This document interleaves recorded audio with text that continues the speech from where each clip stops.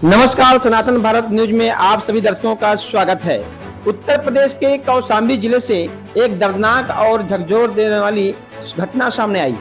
एक पिता ने न्याय न मिलने की पीड़ा में कोतवाली परिसर में ही आत्मघात कर लिया और अब उसका शव जब गांव पहुंचा तो गांव वालों के आक्रोश ने सड़क को जाम कर दिया।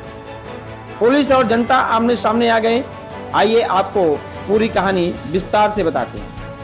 यह मामला कौशाम्बी जिले के सैनी कोतवाली क्षेत्र के लोहदा गांव का है, जहां के रहने वाले रामबाबू तिवारी ने अपने बेटे को दुष्कर्म के झूठे आरोपों में जेल भेजे जाने पर लगातार अधिकारियों से गुहार लगाई, लेकिन जब कोई सुनवाई नहीं हुई तो पीड़ित पिता ने खुद सैनी कोतवाली परिसर में ही जहर खाकर आत्महत्या कर ली। गुरुवार को जब रामबाबू तिवारी का शव गांव पहुंचा तो ग्रामीणों और परिजनों का आक्रोश फूट पड़ा।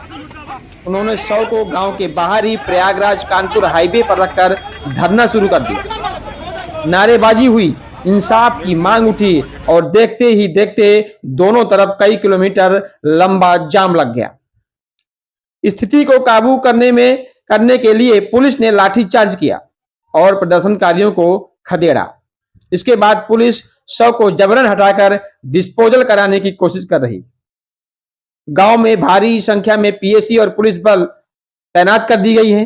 हाईवे पर तनाव अब भी बना हुआ है।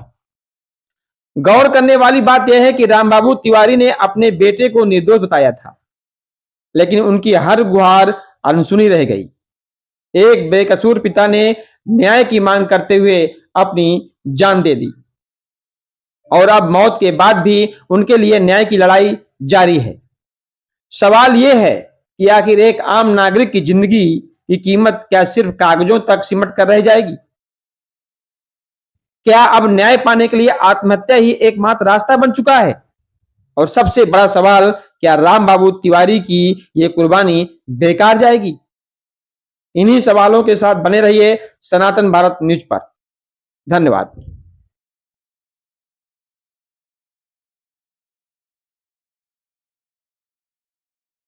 हाईवे जाम था, क्या है पूरा मामला? देखिए, कल रामबाबू तिवारी जी का संदिग्ध परिस्थितियों में मौत हो गई थी। उनकी पोस्टमार्टम के बाद आज पोस्टमार्टम की कार्रवाई हुई थी और उनकी डेड बॉडी को परिजनों के द्वारा और कुछ लोगों के द्वारा लेकर लोहंदा गांव जा रहे थे और कुछ व्यक्तियों के द्वारा मिलकर के नेशनल हाईवे को जाम कर दिया गया था लोहंदा मोड़ पर। पुलिस के द्वारा उनको लोगों को समझाने की कोशिश की जा रही थी, लेकिन कुछ अराजक तत्वों के द्वारा पुलिस के साथ धक्का मुक्की और बदसलूकी की गई, जिसके आधार पर हल्का बल प्रयोग करके भीड़ को हटाया गया है। इस समय नेशनल हाईवे संचालित सुचारू रूप से चल रहा है और मौके पर शांति व्यवस्था कायम है। इसमें जो अन्य विधिक कार्रवाई वो की जा रही है। घंटों जाम लगा था, सबको समझाने बुझाने की कोशिश की जा रही थी और अभी कुछ लोग हिरासत में लिए हैं और इसमें जो विधिक कार्रवाई वो की जाएगी।